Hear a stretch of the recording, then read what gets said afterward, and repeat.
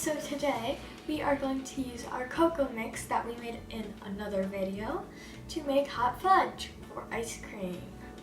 For this you'll need 1 cup of milk, 4 tablespoons of the hot cocoa mix made in the previous video. I'll put the link for that in the description below. You'll need a bowl, a fork, and a paper towel.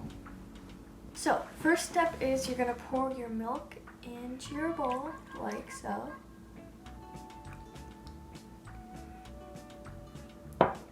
You'll take your hot cocoa mix and pour it into the bowl with that. Take your fork and just mix it around until it dissolves into there.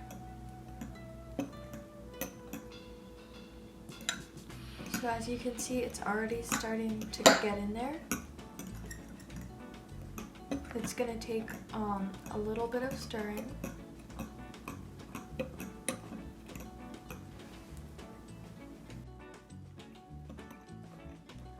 Okay, here, I've stirred a bit, and as you can tell, it's disappeared. Now we're going to move on to the next step.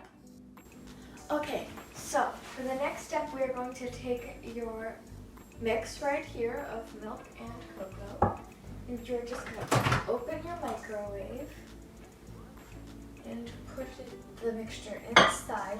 You'll do short bursts for 15 seconds for a little bit, and then you're going to go to 10, and then you're going to do a few for 5.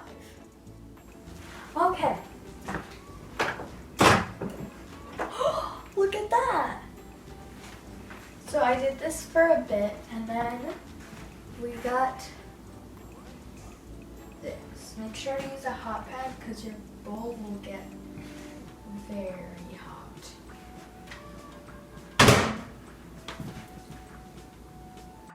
So you remember when it was thin, but you can tell when it's ready when the mixture becomes very thick and not soupy. So it's more like